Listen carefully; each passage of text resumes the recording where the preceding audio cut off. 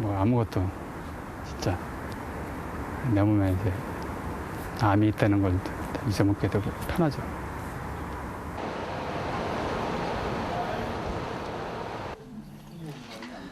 암세포가 폐까지 전이됐다는 진단을 받은 지 2년. 김기수 씨의 병세는 조금씩 호전되고 있는 상태다. 보시는 바와 같이 이 폐에 전이 된 결절의 크기가 아주 현격한 그런 크기의 변화는 보이지 않지만 어느 정도 감소된 그런 양상을 보이고 있어서 항암제 치료에 어느 정도 반응이 있는 것으로 생각되고 있습니다. 김기수 씨에게 있어 암과의 전쟁은 여전히 현재 진행형이다.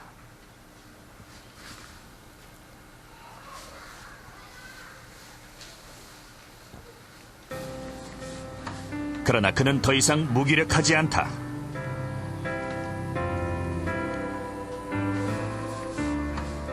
틈날 때마다 암 전문 서적을 공부하는 등 치료에 도움이 될 만한 일이라면 무엇이든 해야 한다는 의지를 갖게 된 것이다. 6개월밖에 남지 않았다던 삶을 2년 이상 지켜온 김기수 씨. 그를 희망으로 안내한 것은 나을 수 있다는 강한 의지였다. 병이 몸에 있는 거지 마음에 있는 건 아니거든요. 제 생각은 그렇습니다. 다른 분들한테 하고 싶은 말도 몸에 병이 있다 해가지고서 마음까지 병을 갖고 가지 말자. 마음만은 즐겁게 열심히 나는 꼭 멋지게 이겨낸다는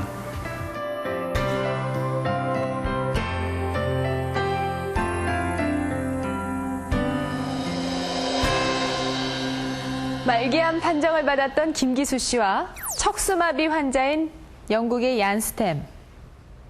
이 두 사람은 모든 것은 마음먹기에 달려있다는 명제를 몸으로 보여준 분들입니다. 물론 이분들이 강한 의지만으로 나아졌다고는 볼 수 없습니다. 하지만 결코 포기하지 않겠다는 그 마음가짐이 재활과 항암 치료의 효과를 높였다는 것만큼은 분명히 인정받고 있습니다. 그렇다면 이러한 강한 의지는 우리 몸에 어떤 변화를 가져오는 것일까요?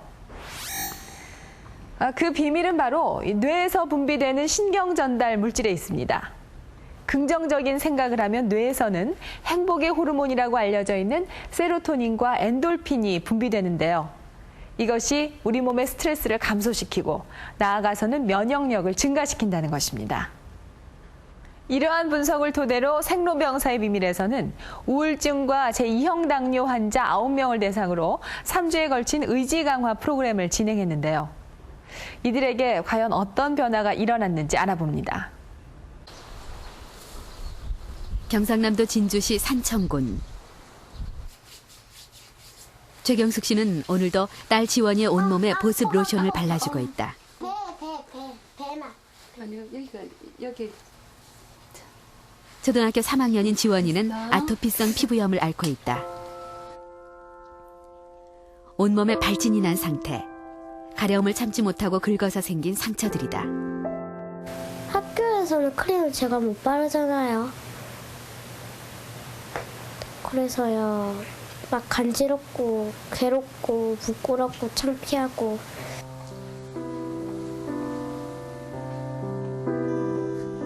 아토피의 가려움 증세는 밤에 더 심하다.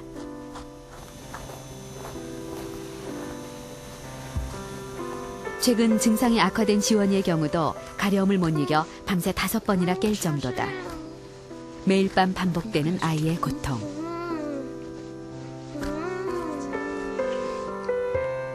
최경숙 씨는 할 수만 있다면 자신이 대신 알아주고 싶은 심정이다.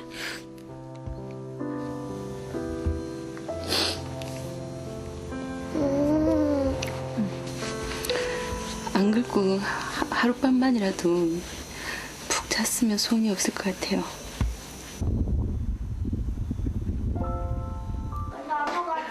지원이의 아토피는 잠잘 때 외에도 스트레스가 심할 때 그 증세가 더 심각해진다. 또래 아이들과 다른 피부 상태 때문에 놀림을 당하거나 잘 어울리지 못한 날은 특히 심했다. 등 긁어주는 의자를 표현한 지원이의 그림은 평소 스트레스가 어느 정도인지 말해준다.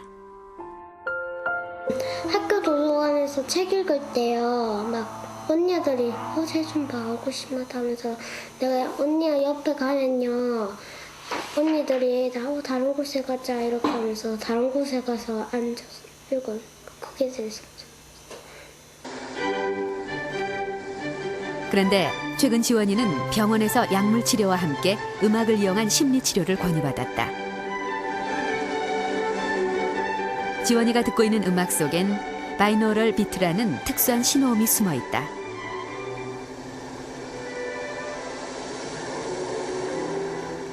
양쪽 귀에 각각 200Hz와 210Hz의 신호음을 들려줬을 때 뇌는 이것을 두 주파수의 차이, 즉 10Hz의 신호음으로 인식하는데 이것이 바로 제3의 신호음, 바이노럴 비트다.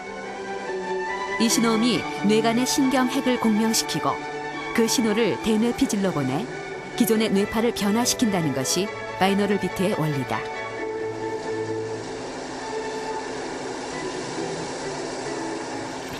이때 변화된 뇌파 중에는 심신을 이완시키는 알파파 등이 포함된 것으로 알려져 있다.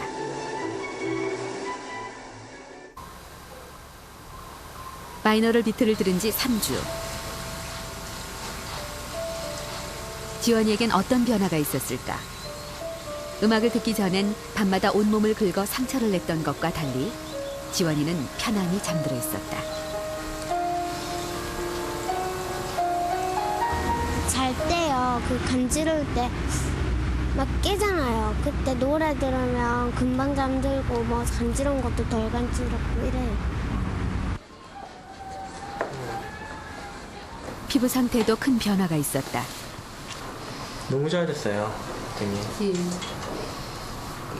여기 주름살 한번 보세요. 그때는 너무 주름이 많이 돼가지고 그게 나을까 안 나을까 걱정 많이 했었잖아요. 근데 지금은 등이 너무 많이 좋아져가지고 걱정 안 해도 되겠어요. 바이너럴 비트를 이용한 심리 치료를 병행한 다른 아이들 역시 일반 치료만 했을 때보다 빠른 속도로 피부 상태가 호전됐다.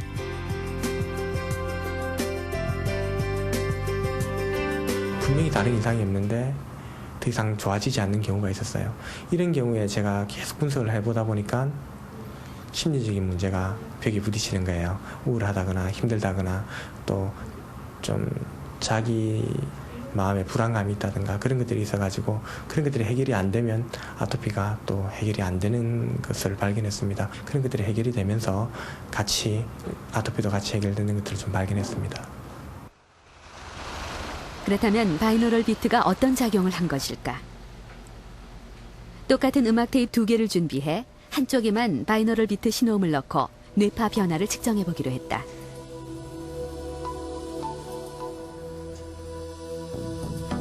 결과는 매우 흥미로웠다.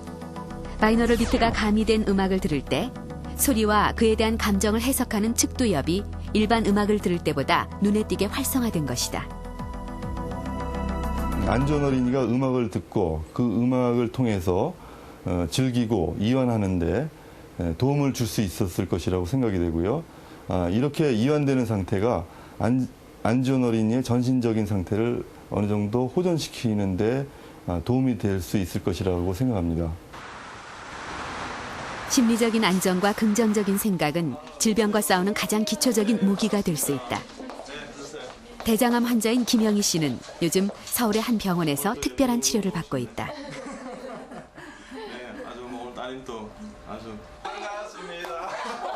주치의가 항암 치료한 별도로 김영희 씨에게 내린 처방은 바로 웃음이었다.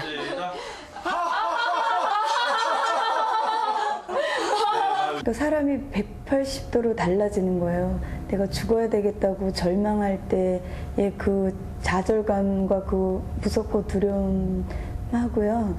제가 살아야 되겠다는 그 확신을 가지고 용기를 가질 때 모든 세포가 살아나는 느낌을 제가 너무 받았어요. 그러니까 몸이 컨디션이 180도로 달라지더라고요. 5개월간 웃음 치료를 한 결과 암세포와 싸우는 면역세포인 T세포와 B세포의 숫자도 크게 늘었다. 그래서 저는 항상 이야기를 합니다. 암 환자들에게 내가 나을 수 있다는 그런 확신이 가장 큰 치료제고 마음 다스리기는 보조제다 이렇게 생각합니다. 즉 우리는 모든 것 이렇게 치료에 있어서 저는 그 암 환자 특히 암 환자들에게는 인격적인 접근이 해야 된다 생각.